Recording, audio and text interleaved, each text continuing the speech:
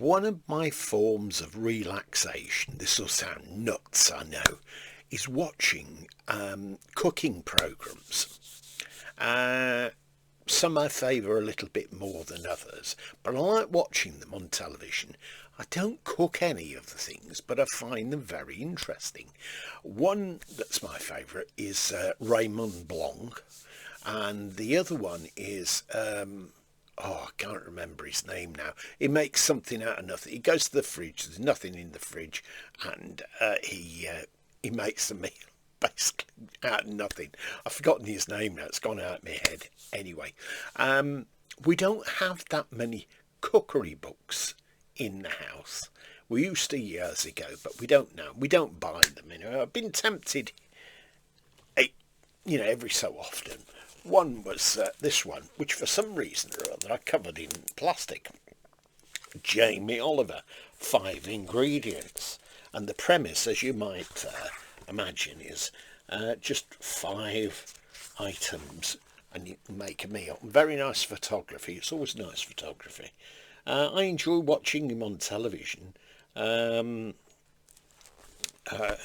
I'm sure that these work, but to be quite honest, I prefer to see the TV programmes. Now, going back to the 70s, you will probably remember Delia Smith. And she was extremely popular. In fact, I can go back further than that, and Fanny Craddock, but that woman just was not my cup of tea, so to speak. So, she was on the BBC for what seemed like years. One of the things, which seemed to be a little bit patronising at the time, was boiling an egg. Now, if you don't know how to boil an egg, there's something seriously wrong. But she was on, as I say, on the BBC for yonks. And that spawned a series of books, which we ended up with. I think we bought one, and then my wife had some contact at the BBC, and there's one for a Victoria sandwich here, and some notes in as well, not in my handwriting. I used to do some baking years ago. I used to do Victoria sponge and bread pudding I liked. These books were very, very good. They were very well presented. £4.25 it says this one was, but I don't know how that equates to today. Nice photography. Interesting style. I've looked back on some of the programmes from back then, and then of course she's famed for that cake that she did for the cover of was it the Rolling Stones, Let It Bleed? But anyway, I might be mistaken on the cover. I think it's Let It Bleed. Anyway, then we go back further to the 50s, and this was my mother's go-to cookery book. I have to put it in a plastic bag, you see, and it's the Radiation Cookbook. You got this with a radiation cooker. See, I had to put tape down the side to hold it together, and some of the pages are a little bit loose. Inside, there's also, whilst I show you, the Bureau Cookery Book. Anyone remember that? All sorts of baking things. I think this copy actually is my mother's, a rich Dundee cake. Don't they look scrumptious, those cakes? Ooh, lovely. Fancy one of them now. My mum did loads of baking. She made Welsh bakestone cakes and pies and tarts. They were always fruit things. They weren't meat things. And she'd have a run on fairy cakes or sponge cakes and whatnot. And it seemed to be never ending in that little kitchen. It was only a tiny kitchen. There's some cuttings here inside here, which I won't get them out to show you because they might fall apart. Just get this out. This is a book that I treasure. I wish that I could get it rebound. And there is details in my mother's handwriting for 6 persons. Don't think we ever had 6 persons for cream.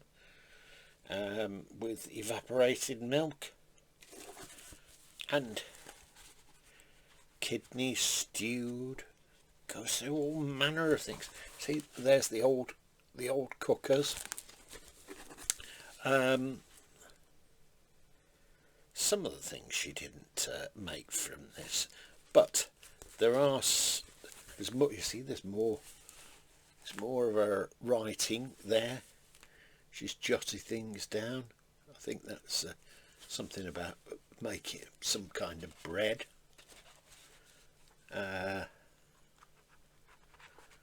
You can still get these books on the internet, on eBay and what have you. But of course, people say to me, well, why don't you just go and buy another copy? Buy another copy. Well, it wouldn't be the same, because to me, you see, this is something that I treasure, the New World Cookery, because it was my mother's book and I'd never part with this. This is it started first edition October 1927, and the last edition, which is this, is the 43rd edition, which is April 1953, and that's approximately about a year before I was born. So something I treasure, the Radiation Cookery book. I wonder if anybody out there's mum possessed one of these. There are various things where she's been baking or she's referred to, and on the some of the edges of the pages are a bit stained.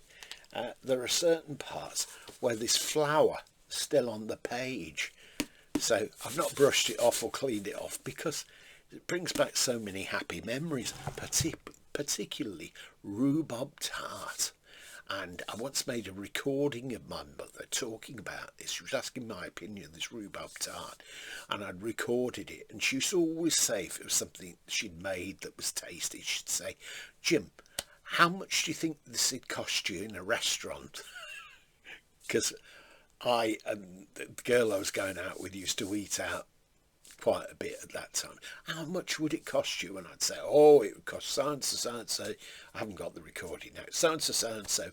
That's if you could get it. But lots of memories anyway. Great book, Radiation Cookbook.